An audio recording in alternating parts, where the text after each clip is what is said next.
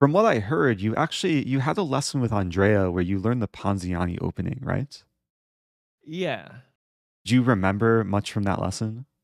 I remember it relatively. So the Okay. thing with the Ponziani, by the way, is really funny. I had the Uh-huh. lesson with Andrea, and they were like, "Yeah, Ponziani is really cool." And then I played it against a few people.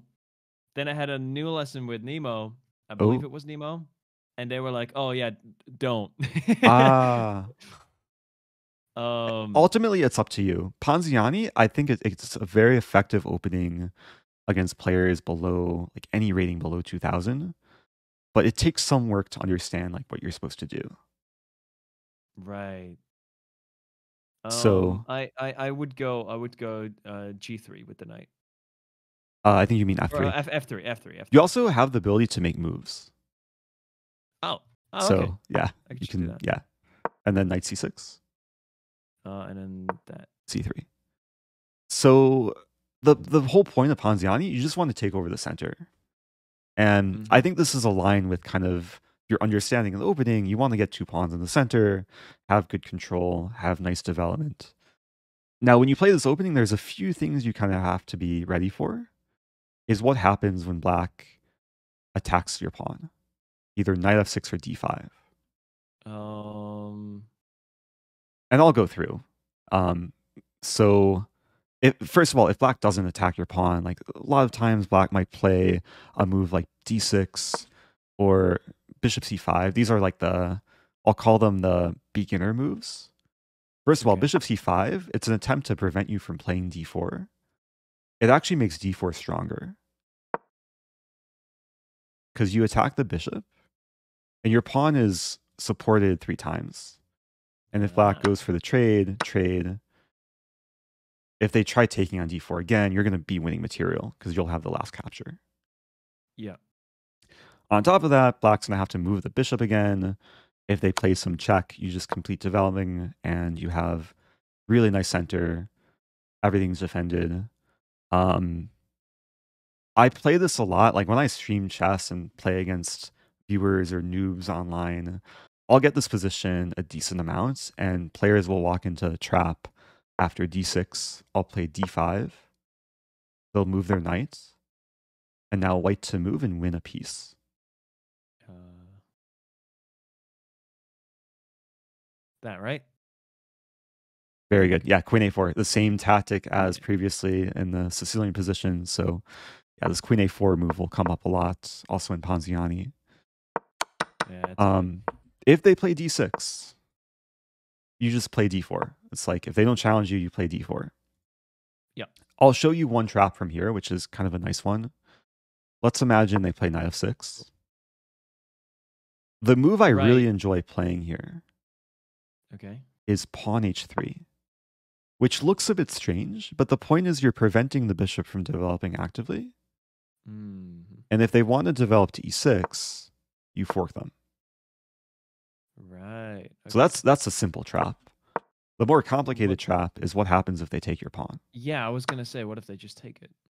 Um, this is a question for you. White to move, you can win material by force. Even though you just lost a pawn, you can win one of the knights um, and be up material. Oh, you can just do that. Good. Yeah, pawn d5. Really nice move, removing this knight Wow, and that's setting nice. up queen a4. You Yeah, open the fourth rank and the diagonal. that's good. Very common Ponziani trap. This can also happen like if they take first and then take, you still have the same idea. And I can't Huh. tell you how many games I've had this. I even had this against Nemo. Like I played her in the splits match. She took the pawn, I played d5, and then she resigned after queen a4. I'll play a Ponziani. Ponziani time. Fun opening. Very effective opening against like beginner players. But maybe it could be effective against her if she's not usually an e5 player. Yeah, d6 it's playable. Sometimes leads to a passive position. Oh no, my pawn. Please take it, please. If knight takes, I push, knight moves, and I fork the the king and knight. It's a classic trap. Maybe she's thinking about it. Wow, it worked. Yeah, this is like kind of unique to the Ponziani. It's a nice opening trap. I had this 1 year at US Open, like the first round. And now I think she's realizing, yeah. So even strong players will walk into this. That's cool. Yeah. And that's one of the things I like with Ponziani. There's of course approach where you're just trying to control the center and be very solid, but there's also kind of these tricky traps that can catch a lot of players off guard. Mm-hmm. Let's look at like the more challenging moves. Perhaps starting with d5. I did look up some of your games. Like you've had this position and you know the right move. I have. It was something to do with this. Queen Right? a4, good. Yeah. Where you pressure black from very early. I know you had one game where your opponent played bishop d7, and this just loses a pawn. You take the pawn, and you're okay with discoveries. The worst black can do to you is knight d4, hitting your queen. You just move back. If they take, you take. Now, I know the one game, I don't know how recent it was, but you played knight a3 in this position? I did? I believe so. Okay. It may have been a while ago. Like I just kind of, what I did, I downloaded all your games and looked into this opening. What you would want to do is focus on your kingside development, get your king castled, and also defend this pawn. Yeah, it would be something like bishop to c4. Bishop c4, great move. Yeah. And then you just want to play d3, castle, bishop g5. Even if you end up losing back a pawn, then it's just equal material, and you'll have a fine position. What a lot of players will do is take on e4. Like they'll see the pin, but they see, oh, you can trade pawns. This is a move I encounter most online. And here, you keep your queen on a4, you win the e5 pawn. Mm-hmm. So creating this pin. And now you have a double attack. You're threatening to take on c6, but also to take on e4. So the only way black can defend everything is to play queen d5.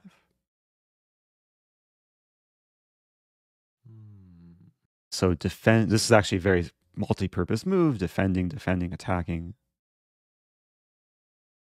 You very simply take back on c6, and you're not quite winning material here, unless black takes with the queen. Then your eyes should light up, because what does white do?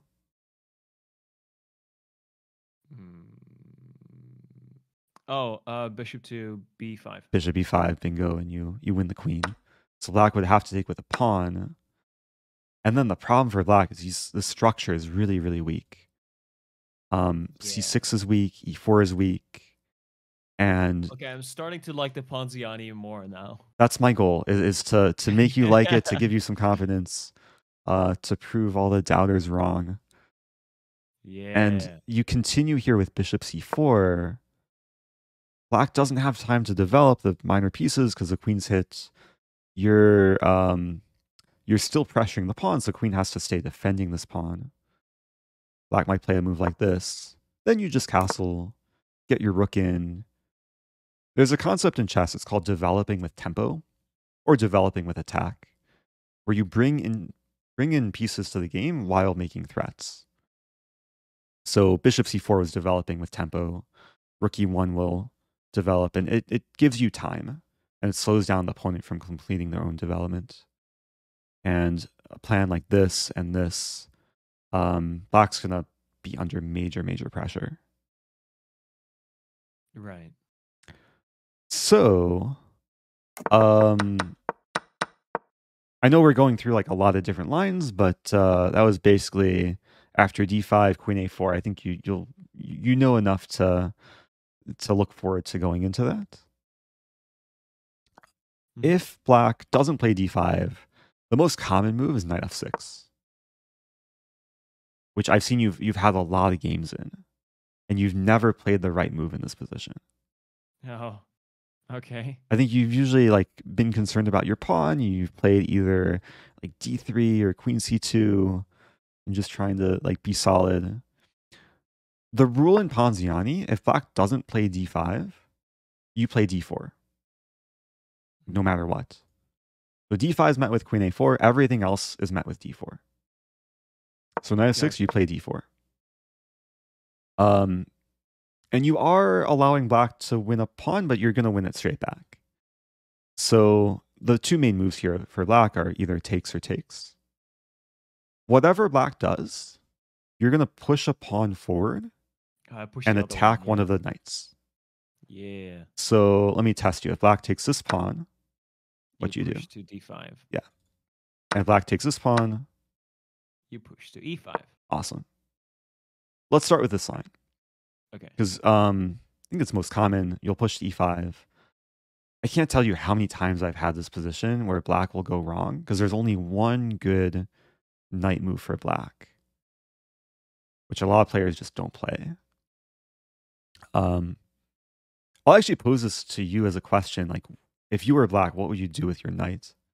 Realistically, I would probably put it in e4 and just don't think about it. That's one of the main mistakes here for black. The reason this is a mistake is because after queen e2, the knight's attacked again. Black would really want to defend it with a pawn, let's say d5. But how can you really punish black here? En passant. Yeah, okay, you know it. I saw you en passanted yesterday. The crowd was going wild. Here it's extra powerful. Because not only do you remove the defender of the knight, but you vacate the e-file, so now the knight is pinned to the king. On top of that, you're controlling e7, so black doesn't have queen e7. Right. And the knight is attacked and pinned if bishop to f5.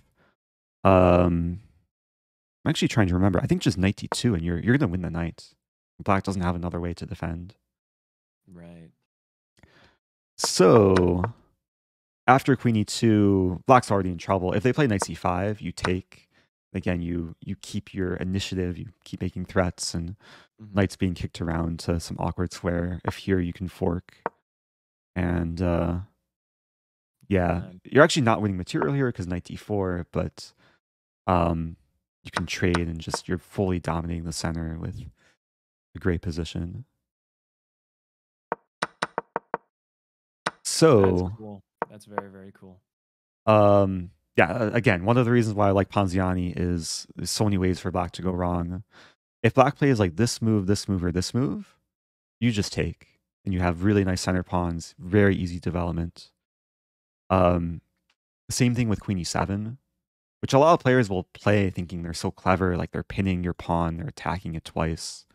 But after you take, black is in a situation where now the bishop is stuck behind the queen. And then the king can't easily castle. And the king's going to be stuck in the center for longer. If they try and play d6, attacking your pinned pawn, you respond with a counter pin. And that way you reinforce e5. If there's a trade, you just take back. And you're going to have a really nice position. Like black can't win the pawn. Maybe black could try with knight g4. But then you just castle. Don't even attempt to defend the pawn. Now in this position, you can say, "Oh no, my pawn," because black can win it. But if they win it, how do you punish them? Oh, you just rook e1. Rook e1, yeah, and it's a very common theme in Ponziani where you castle sooner than your opponent. You get to the e-file, and if the center is open like this, there's bound to be some problems for black. Okay, so I'm trying to be thorough here, but like going back to this position, the only good move for black is knight d5. So saving the knight, putting it on a good central square, And here I'll show you like 2 more moves and then you'll be good to go. Okay. The first move I recommend is queen b3. Not taking the pawn yet, but just Wow. improving. This is another developing with tempo move. You Yeah. activate your queen and you make a threat. The only good square for the knight is back to b6. And then you take on d4. Okay. And this is really all you need to know, at least in this specific variation. If you get to this position, great center, more space, easy development with your bishops. Right. Maybe one more tip: if black ever moves a d pawn, the best square for your bishop is to b5 to pin the knight. I had a game once against an 1800 rated player. They played d5. I played bishop b5. They checked me. White to move. You could just take the bishop. Yeah, you just take the bishop. Yeah. You just take it. Yep. Whatever. Knight was pinned. My opponent resigned after this. So Yeah. a nice little trap. So funny. bishop b5 is nice because you pin the knight, but you prevent black from developing actively. Right. Yeah. So, yeah, if you get this, you're good to go. This is actually one of the main lines in the Ponziani. So, it's possible if you play the Ponziani correctly, you could get this a decent amount. Let's go back. Actually seems very cool. Oh, right. Now the other pawn. Now the other pawn. Yeah. So if knight takes e4. E4, we push to d5. You push to d5. Good. Right. The knight's attacked. Most players will play knight e7. And now you just win back the pawn. You take on e5. Yeah. And now I want to pose this as a question. Let's imagine you're playing black here. What move would you play?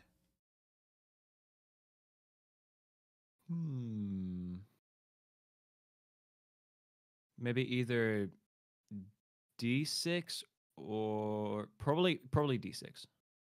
Yeah, d6 is like the most natural, intuitive move. Like open up the bishop, attack the knights. d6 is a terrible, terrible blunder. Okay. So now let's flip the situation. White to move and punish this move. White's not going to be retreating. Oh, here. right. Okay. I see it now. You can win the knight. With what? Let's go that.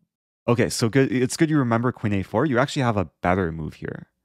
Queen a4 actually trades after bishop d7. You win the knight. Oh, right. Then you lose back your knight. Yeah, that's true. Although maybe knight d7, you're still doing well. But there's a more powerful move.